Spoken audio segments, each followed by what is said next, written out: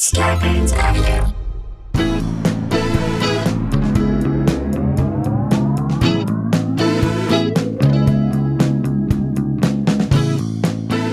Hey guys, welcome to another episode of Sklarbro Country, the virus edition, a.k.a. the Pandy Pods. A.k.a. two nice guys, no big surprise. A.k.a. we got the jokes, and Randy looks like he's wearing a sweater on the ski slopes in Hey-o. 1980. Guys, how are you? It's great to be back here. I'm in my 80s ski sweater, if need be. I absolutely love it. I love it. So happy to be here with you. And again, hoping that these little bite-sized chunks of daily podcasts give you something to laugh about. Something to listen to, something to enjoy. Something to take your mind off the craziness that is this world. It's still a crazy world.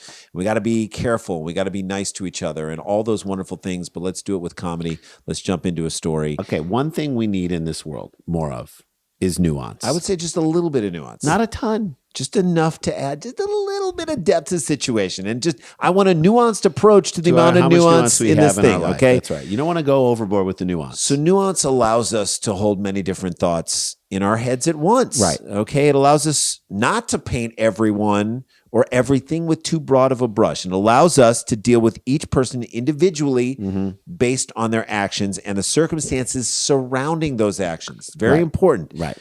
The why of a crime, I think, really Intent. matters. What is the intent? When assessing statement? how to punish people based on what they've done wrong and who have done wrong? Circumstances matter. I think they do, Jay. They do? They can change a case midstream. We have such a doozy of a story here. Yes. And it involves a Confederate monument that has been, shall we say, repurposed. Yes. And yes, because the Confederate monument, I think a different set of rules need to apply when talking about how we protect it. So we'll lay it out. We'll explain to you what happens, and you can decide whether or not we're approaching this the right way. But it is the story ends up being a little more funny than intense. Right. But So here we go, Jay. Okay. Two people accused in a bizarre random plot that involved a threat Not only a random plot, a ransom plot. and a ransom plot. To involve the threat to turn an Alabama Confederate monument into a toilet have been arrested in New Orleans, and police said Friday that they are searching for a third suspect. Maybe they misinterpreted their plan to turn it into a dumping ground. Yeah. Jason Warnick, 32, and Catherine Diono, 24, were booked with possessing stolen property after the Jefferson Davis Memorial Chair was recovered Thursday in the Upper Ninth Ward, police said. Cue the band Silverchair is what You I would gone say. away too, fat boy, fat boy. So Silverchair was a band in the 90s. Right. They were high school kids. They were high school kids from Australia, and we thought, how great would it be if our old sketch that we wanted to do was Silverchair in a Battle of the Bands competition in their high school against a Silverchair cover band. And they lose to the Silverchair Because the cover band was so good. Okay. The ornately carved 500-pound stone relic, this is the chair, was stolen last month from a cemetery in Selma, Alabama. Prosecutors estimate its value at $500,000. That's a lot of bones. Well, that's what the prosecutors are estimating its value at because they're trying to get top dollar out of this. As of Friday afternoon, 34-year-old Stanley Pate was still wanted in the case, the latest in a nationwide wave of activist actions against memorials to slave owners and Confederate leaders. And their monumental furniture. And this is monument furniture, this chair. This is. Such monuments have come under increasing attack since a counter-protester was killed in 2017 during a white supremacist rally against the removal of a Confederate General Robert E. Lee statue in Charlottesville, Remember Virginia. that? Jews will not replace us. Remember that? Feels like years ago. Yeah. And yet that was the beginning of Trump publicly supporting white supremacy. Remember that? Yeah. Remember, he was like, there are good people on both You got a sides. shot. You had a chance. He had a chance right there to stand up to it, and he couldn't. Could not do and it. then that And defined that led him. to so much more. New Orleans police said Friday they have returned the Davis chair to its owners, an Alabama chapter of the United Daughters of the Confederacy, which commissioned the monument in 1893. Who the hell are these idiots? They should have kept it and sold it for charity. Folks. Cue. Charity.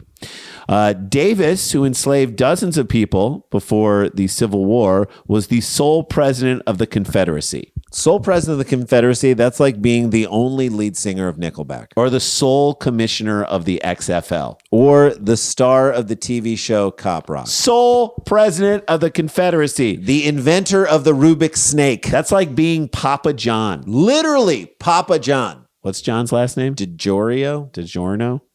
Is Papa John, did he come up with DiGiorno? No.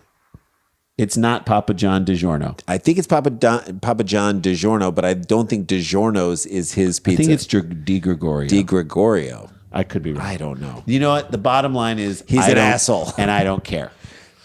The drama surrounding the monument dates from March 19th when it was taken from the old Live Oak Cemetery. Part of me loves the fact that Live is in the name of the cemetery. Of a dead cemetery? Yeah. Live and old, both uplifting and insulting sentiments in one name. That's right. And neither of them kind of have anything to do with the cemetery. Neither of them represent the cemetery. According to the news outlet AL.com, Alabama.com, a group calling itself White Lies Matter. I love this group. Later threatened to use the chair as a toilet if the United Daughters of the Confederacy did not hang a certain banner outside its headquarters in Richmond, Virginia by Friday afternoon. This seems fun, guys. The 156th anniversary of the Confederate surrender that ended the Civil War. That's funny. Threatened to use the chair as a toilet the way pigeons have for decades. Right. So let's be honest. Birds have been using cemetery. Birds have been crapping all over this thing and doing what we all should be decades, doing. Right. So now you're upset about it. The news organization reported that the banner included a quote from Black Liberation Army activist Assata Shakur, who was linked to the New Jersey State Troopers murder in 1973.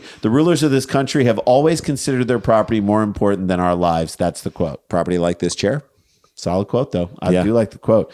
And I'm not sure the Daughters of the Confederacy will comply with this request. I don't think they will. They seem like reasonable people. You better write it out for them, though. Because I'm guessing they ain't that good at spelling.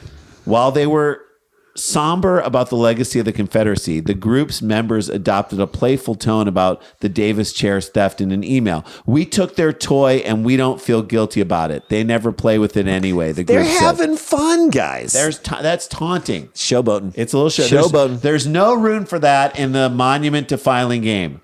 Actually, let me rephrase that. There is completely room for that in the monument to filing game. After news of a $5,000 reward for the chair's recovery circulated, investigators in Alabama received a tip that the monument was held inside a storage room, and we're going to tell you where on right the other after side this of this break.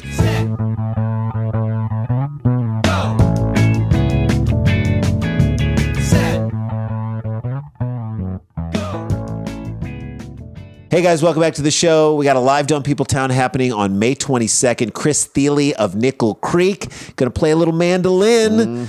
Love him. And then the Doughboys are our guest. If you love the Doughboys podcast, if you don't know what it is, it's amazing. Nick and Mitch, they are fantastic. Love them. Their podcast has a very strong following. It's going to be Dumb People Town and the Doughboys smashing up together to just create absolute stupidity and fun live through Nowhere Comedy Club. Go to nowherecomedyclub.com and get your tickets there, or danielvankirk.com, get your tickets there.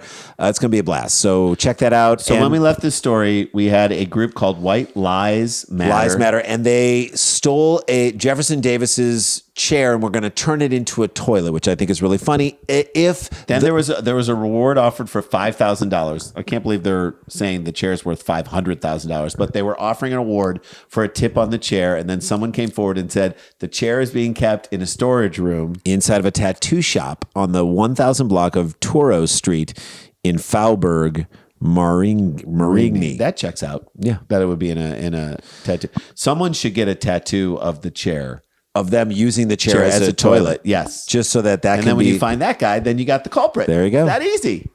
The tipster said it was on a dolly covered by a brown tarp held with red and yellow tie downs, and the informant provided photos. Police wrote in court documents. Narc. You're a narc. You're a narc, dude. Find that person, hold them down, give them a giant tattoo across their back that says narc. That's a great idea. That's what I say. A giant tattoo. Okay. Police obtained a search warrant for the shop and raided it Wednesday.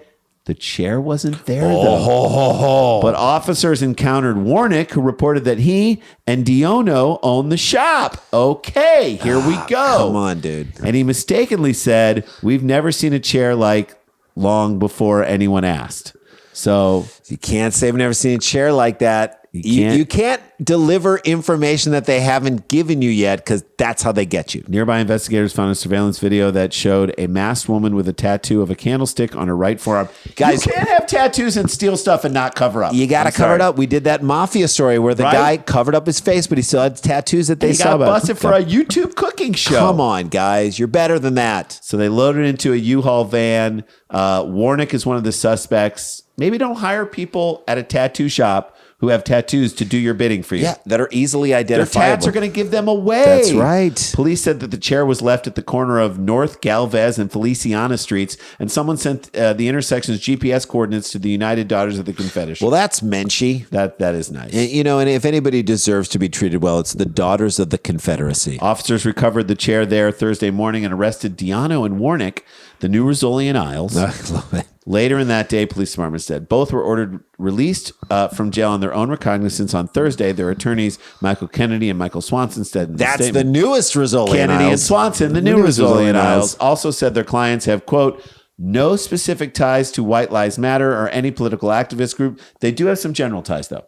And they have some family ties. They have the family ties, and they have got the red and yellow ties to tie the chair down. Yeah, exactly. The facts and circumstances that have led to this arrest amounting to nothing more than a mistake. That's what their lawyers are saying, albeit an unfortunate one. We have no doubt that our clients will be proven not guilty, and should the case even make it that far. I have a doubt. I have a doubt about this. I get that it's not a big deal, but you can't just say it was a Clearly, mistake. they took the chair. It's not theirs to take. They should have to answer to that, I think. But if the chair is returned and it's in its original state, I don't know, is that a big deal? It's back where it was. Maybe white supremacists will learn from this story. So I think they should take this chair and they should treat this chair like a racist Stanley Cup. So okay? it travels to around. a different racist asshole for a couple days every year. But before we send it around, we insert a little GPS chip in there, and then we can start tracking and following each one of these racist assholes. And it's the racist Stanley Cup. I love it. Wouldn't that be great? I love it. Perfectly said, Rand. Way to end the show on that. There you go. There you guys. Stay protected. Stay connected. Don't get infected. This is not a hoax. But we got the jokes. La-ti-da, la-ti-da-ti-da-ti-da, la-ti-da.